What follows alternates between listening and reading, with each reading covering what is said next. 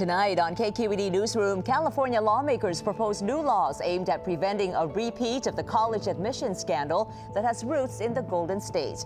And new polls reveal widespread discontent among Bay Area residents around housing and traffic and what they're willing to do about it. Also, the emotional lives of animals. A new book by a renowned psychologist contends their emotions are just as rich and complex as humans. Hello and welcome to KQED Newsroom. I'm Thuy Vu. We begin with fallout from the college admissions scandal and fights over health care. Yesterday, several California lawmakers proposed measures aimed at reforming how college admissions are done. They include requiring that 3 college administrators sign off on special admissions. Meanwhile, in a surprise move this week, the Trump administration decided to back a Texas judge's decision to invalidate the entire Affordable Care Act. The decision has sparked criticism and concern from Democrats and some top Republicans, including House GOP leader Kevin McCarthy of California. Also on the health front, measles outbreaks in California, New York, and other states are leading to new legislation over vaccination. Here now with this week's Politics Roundup are KQED Senior Editor of Politics and Government, Scott Schaefer, Hoover Institution Fellow Lan-Hee Chen, and joining us via Skype from Sacramento is Alexei Koseff, State Capitol reporter for the San Francisco Chronicle. Welcome to you all. Thank you. Alexei, let's talk about the new college admissions legislation. Aside from reforms regarding how many people have to sign off on admissions, what are some of the other changes lawmakers want? Well, the biggest one would be tying Cal Grants, which is the state's financial aid program, to certain admissions standards where any college, public or private, that wants to get Cal Grant money couldn't use legacy admissions, essentially students who are tied to donors or alumni. That's going to be difficult to enforce, but it's really laying down a clear marker saying that we don't agree that there should be a preference to students who have a connection, their families have a connection to the university. There's some others, including trying to register private college admissions, counselors, and probably in the most direct, sort of poke at the individuals who participated in this scandal, they would not be able to write off those fake charitable donations that they gave to William Singer's fake charity as bribes. So a lot of ripple effects from this. They also want to audit public universities' admissions practices, phase out college admissions tests.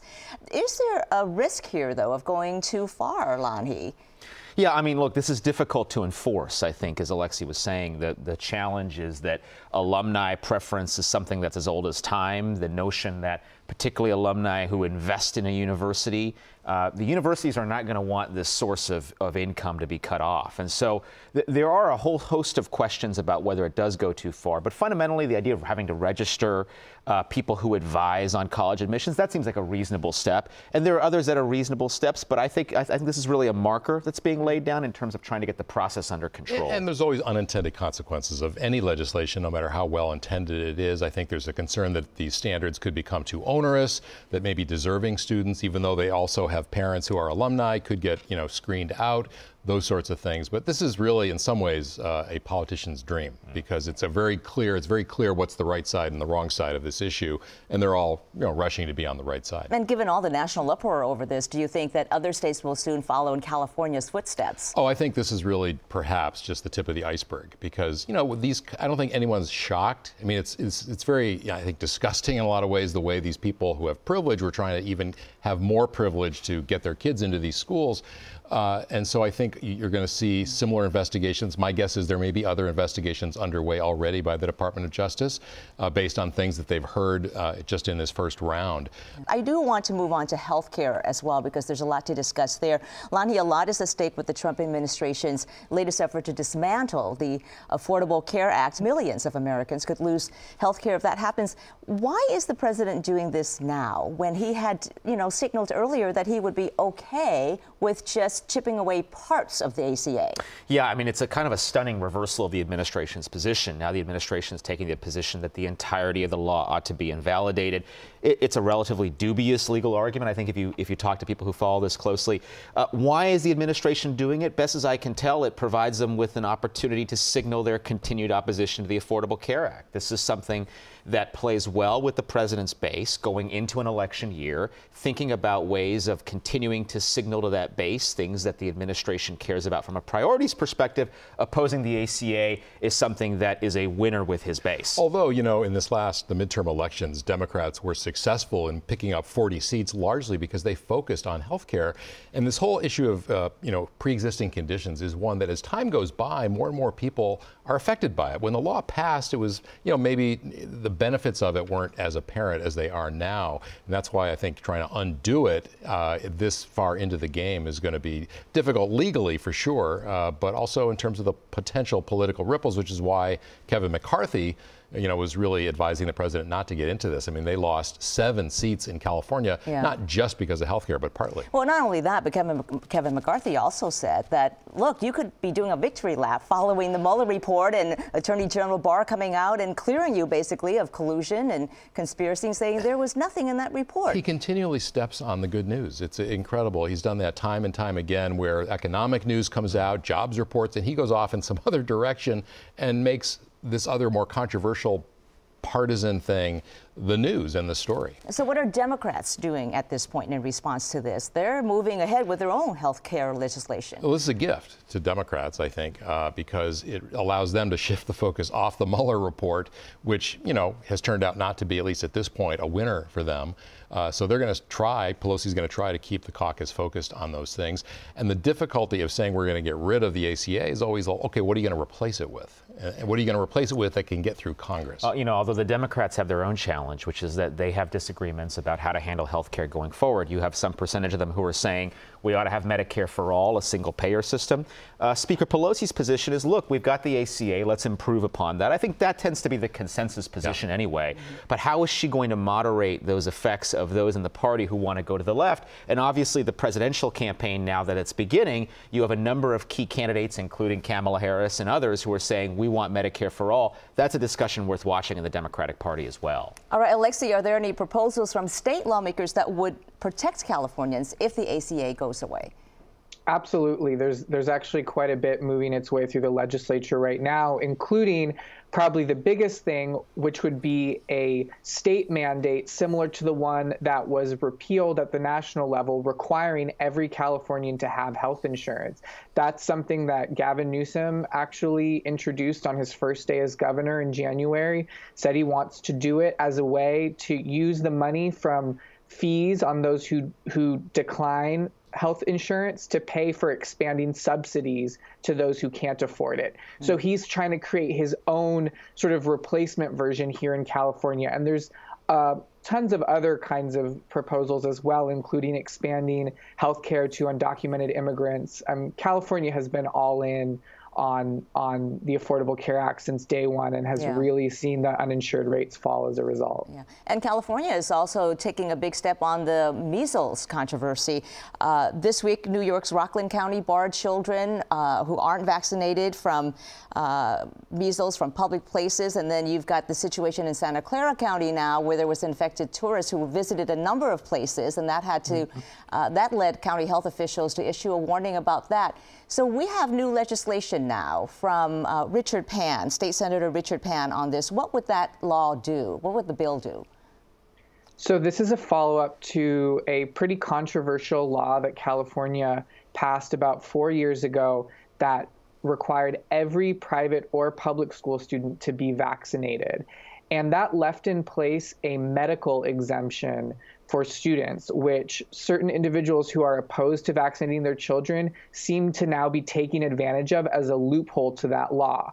So Richard Pan's new bill would put more restrictions on the medical exemption and take the power out of the hands of individual doctors to give out those exemptions and put that power in the hands of the State Department of Public Health. And what we found, with some investigative reporting is that there is a very small number of doctors who are really handing out these medical exemptions in a disproportionate way down in San Diego County, for example. And some were selling them for $100 per exemption. Exactly, and there's no oversight of that. So as Alexi said, this bill would help provide some of that oversight by the state health officials. And the Bay Area is actually one of the areas that has, the biggest issues with medical exemptions, particularly in the East Bay or in the North Bay in communities like Sonoma County and Berkeley. You see some schools where more than half of kindergartners are coming in with medical exemptions. Statewide, it's less than 1%. So something's really off there. And Lanhi, what kind of pushback are we likely to see from conservative groups and anti-vaccine groups on this? Because the whole anti-vaccine movement has really taken off, especially on social media. On social media, that's exactly right. I think, the challenge here is, when does the right of an individual to exercise certain preferences run up against a public health problem? And I think we're seeing that in spades with this issue. And obviously, if the state decides to take more vigorous action, you're going to see a pretty vigorous backlash, I would say, because there is pretty good organization of these groups in social media. There's good organization of them in other places as well. And so the question will become, how much is the public health standard going to outweigh the needs and desires of these folks? There's no question more oversight is necessary, though. The existing law is insufficient. Yeah, but the existing law did increase the vaccination rate to, I think, about 95%, which is really good. Now they just have to kind of, shore up this loophole. I think that'll help. And California is also one of, I think, just 3 states that don't have religious exemptions. Correct. So that's one loophole that's not available. All right. Scott Schaefer with KQED, Lanhi Chen with the Hoover Institution, and Alexi Kastev with the San Francisco Chronicle. Thank you all for being with us. Thank you. Thank you. Thank you.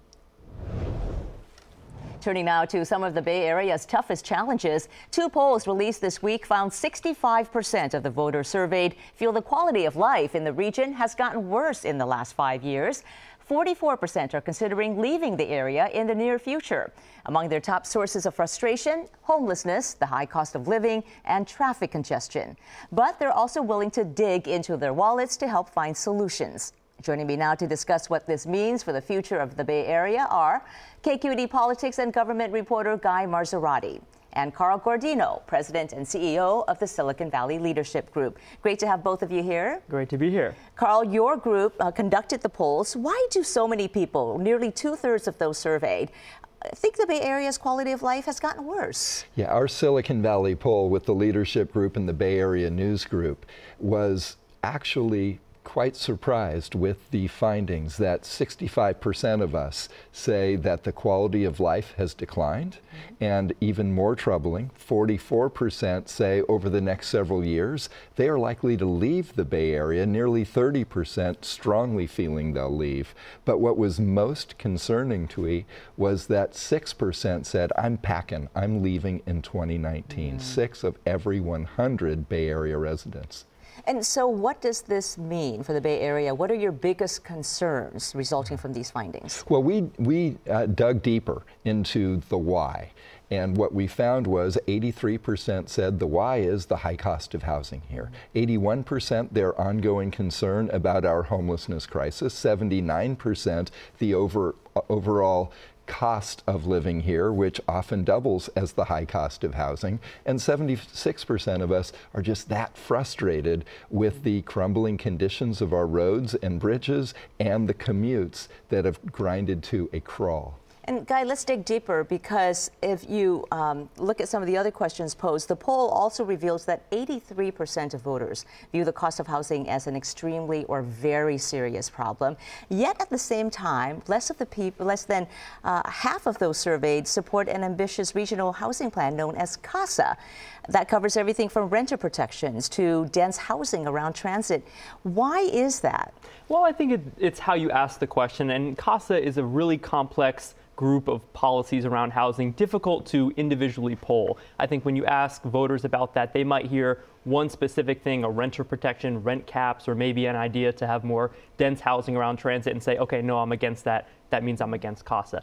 Really, realistically, though, CASA is not going to go before voters on the ballot. Unlike a transit tax to fund transit improvements, CASA is a bunch of different ideas that are really going to play out at the state legislature. And so I think the question didn't really get it specifically. Here's a housing solution on the ballot. How do you feel about it? But CASA itself is controversial. Absolutely, and just individual pieces of CASA are incredibly controversial. This idea of getting rid of real density limits around transit, very controversial. Rent control, we saw how divisive that was on the ballot last year. Just putting in place rent caps is controversial. So CASA is definitely a group of ideas that it will have an uphill climb to get passed. But I think comparing it one-on-one with transit, look, voters have said both issues are important to them. I think that we should be proud of the work that the folks working on CASA were attempting to do.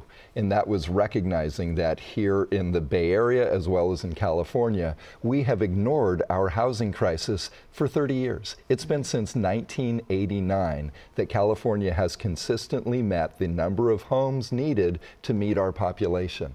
So this didn't just sneak up on us, and CASA was trying to figure out a way to solve it. And whether they go as a package or individual component pieces, that kind of boldness is part of what we need to address the housing crisis. But it's still, when it comes down to individual types of proposals, right, it's hard to get everybody to come over and agree on this. Let's take, for example, State Senator Scott Wiener's bill, known as SB 50. This is getting a lot of attention. It would boost housing and apartment developments around major transit hubs and employers. But it's facing opposition from a number of supervisors in Senator Wiener's own hometown of San Francisco. So could that type of opposition undercut Wiener's position on this bill and what he's trying to do? Well, look, this is an incredibly controversial piece of legislation. We saw last year it didn't even make it out of its first committee hearing. This idea of really overriding local zoning. Local governments have controlled housing zoning throughout California's history. But I'll give you a couple reasons why I think this year has a lot better chances. Number one, on the policy side, he's really made an effort to carve out communities that are at risk of gentrification, making sure that the bill won't apply to them. And then on the politics, he's gotten a lot of endorsements from both labor groups, the building trades, the Chamber of Commerce, the leadership group are on board with this bill. And then one more thing, the Housing Committee, which on Tuesday will take up this piece of legislation, the new chair of the Housing Committee is Senator Scott Wiener. So a bit of a home court advantage there. Where does your group, the Silicon Valley Leadership Group, stand on it? We support what Senator Wiener is trying to do. We support Senate Bill 50, and here's why. We are 3.5 million homes short in California. That's why we have a housing crisis. That's equivalent to the home shortage in all 49 other states combined. And this links our housing crisis with our transportation and traffic crisis in that it calls for within a half-mile radius of a fixed rail transit station, ideally where we should be building around BART, Caltrain, SF Muni, SMART, ACE, and VTA's light rail system, 250 stations and opportunities. That's where we should be making these investments to get people out of their cars onto rail cars, helping with the housing crisis and our commute and traffic crisis. And as Guy pointed out, though, there is this tension between cities and state and the state about who gets to control it. And I should point out that there are mayors of other cities that are against this Senate bill, including the mayors of Palo Alto, Los Altos, and Beverly Hills. But you talked about transportation, and there was a second poll that your group did that reveals what voters are willing to do in terms of trying to support highway improvements and transit. What are they willing to do? What's wonderful about this area, and I'll quote the English author Samuel Johnson, my friend, rid yourself of the word cannot. In this region, we don't just see problems to whine about, we look for winning solutions. And one of those is recognizing we're a regional economy here in the 9-county Bay Area. We have regional traffic patterns and we need regional solutions. And when we asked about the concept of let's build a world-class integrated seamless transit system, would you reach into your own wallet instead of your neighbor's with a 1-cent sales tax? 71% said yes. That's a big number. Yes. And Guy, in 2016, Los Angeles did something similar. It passed a permanent 1-cent sales tax to fund transit. How has it been working out in LA, and is that something that could be a model for the Bay Area? Well, I think it absolutely is the model here. And in fact, 71% of voters in Los Angeles approved that tax back in 2016. I think here's another room for optimism regionally, is that on that 2016 Los Angeles ballot, you had an increased sales tax, you had an increased parcel tax, and a homeless bond that all passed with more than 2/3 of the vote. So I think it showed that regionally there is a template for getting multiple things done on the ballot in a single year. And so I think that's definitely the model that a potential transportation tax in the Bay Area would build off of. Okay, so there is optimism. People are unhappy about what's going on in the Bay Area, but they're also willing to step up and tax themselves to do something about it. Yes. All right, Carl Gordino with the Silicon Valley Leadership Group and Guy Marzorati with KQED. Thank you both. Thank you. Thank you. Now to the emotional life of animals. For more than 40 years, Dutch scientist Fran de Waal has been studying primates like chimps, our closest biological relative. He has tracked and documented their social behavior, from acts of cooperation to fierce power struggles between rivals. But it was a moving embrace shared between his mentor and an elderly chimp named Mama that inspired de Waal to write about emotions in the animal world. In his new book, he says it's not just humans who are capable of joy, guilt, and other complex emotions that have evolved across species and helped them to survive. Fran de Waal is a psychology professor at Emory University in Atlanta. He sat down recently with KQED's Marisa Lagos. Professor Fran de Waal, thank you so much for coming in. So you center this book around a chimpanzee named Mama, who was the matriarch of a group of apes at a zoo. And specifically Mama's goodbye with somebody who had studied her for a very long time. Can you talk about why you chose Mama specifically and why you use this interaction? Well, Mama was the central figure of that colony. It's a very large colony on an island, like 25 chimps. And she was the sort of central figure who kept the group together. And actually, we're noticing now, she has died 2 years ago, that there's some turmoil in the group, really? I think, as a result of her absence. So she was the mediator. She was very powerful. She was not necessarily physically dominant over the males, but she was a very powerful figure. And when she died, she was so important to everyone. I think that my professor, Jan van Hoof, who was 80 at the time, and she was 59, which is also very old for a chimpanzee. He decided to go into her night cage to visit her, which normally we never do because it was a very dangerous thing to do. But she was so weakened, and he had known her for 40 years. And so he went in, and she had a very emotional exchange with him, and she embraced him and all of that. And what struck me, because this was shown on Dutch national TV and all of this, how surprised people were. So that people were moved by it, I can understand. Everyone was moved by that video clip. But they were surprised how human-like her expression was and her gestures. And I thought, well, we all know that chimps are our closest relatives, so why would you be surprised that they express their emotions in similar ways? And so that's why I decided to take that as the beginning story, basically. Right. Well, your thesis, this idea that animals have emotions so similar or the same as ours, is actually very controversial in the scientific community. I'm curious sort of what the reaction has been to this. Yeah, in science we had a taboo on the emotions. So as a student I learned you don't talk about emotions in animals. Right. You talk about motivations or instincts or things like that. Right, vocalized panting, not laughing. I like that one. You translate everything. Yeah, a kiss becomes mouth-to-mouth contact, and laughing becomes vocalized panting, and all of that. And I learned all of that, but the neuroscientists, they have broken open the box to some degree, because the neuroscientists, they study, for example, fear in the rat, and they say it is in the amygdala that it's activated. Mm-hmm. And then they put humans in a scanner, in a brain scanner, and they show them pictures that induce fear, and your amygdala is activated. And so the neuroscientists started to make all these connections between human emotions and animal emotions. And that's where we are now. We are much more open about it. And yes, there will be resistance in the scientific community, but not in the younger generation. I think the younger generation of scientists is much more open to these things. Why do you think it matters? Like, what does it tell us about ourselves, and what do you hope to sort of bring to the world by making this argument? So one thing is that we underestimate the amount of emotions that we have and how it determines our life. We like to present ourselves as rational beings. Right. And especially men more than women, I think that we want to be distant from our bodies and our emotions. And I think one thing I do with making all these comparisons is to show how similar our emotional life actually is to that of other primates. And also, I feel we need to look at nature as that we are part of it. Instead of this attitude of like we are outside of nature and we can control it and we are the masters of nature, that has given us a lot of trouble, also ecological trouble in the world.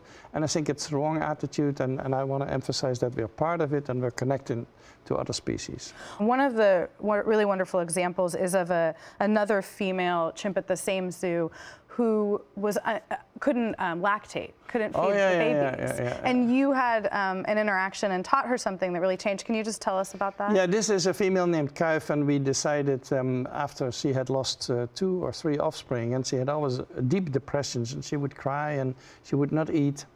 And so I decided at some point, since we had a baby up for adoption, a baby chimp, to teach her how to bottle feed it. And for a chimp is a tool user, so to hold a bottle in a baby is really no big deal for them, just so there's no big deal for humans. And so we taught her how to do that. And since that time, because before she was a bit obnoxious to me sometimes, but since that time she really loved me and I'm part of the family. And she was grateful for the rest of her life because she also raised her own offspring on the bottle as a result of this. So a lot of the book seems to center around debunking assumptions, things that people think animals cannot do. And you have some pretty specific examples of how, you know, your observations have run counter to that. Yeah, so one of the things people think is that animals are slaves of their emotions. They have to run after their emotions, have to just carry out the program. And that's not really true. The animals control their emotions. If a cat would go after a chipmunk as soon as it sees it, it will never catch the chipmunk. It has to control the impulses and then sneak up on it. And there's many examples. I don't know if you know the marshmallow test that we do with kids, for example, where you give them 1 marshmallow and they have to wait and then they get a second one. That same test has been done with apes, has been done with parrots, and they have just the same emotional control that we have. And so this idea that they are the slaves of emotions doesn't really fit. So I know sometimes we compare apes and primates to toddlers. It sounds like they've developed beyond sort of that stage of human existence. I never liked those comparisons because an adult chimpanzee male is interested in power and sex, basically. That's not very childlike, I would say. And the adult females are very interested in the offspring and how to care for them. And so their interests don't really fit. And I think the whole psychology is different from those of the kids who play around and fool around.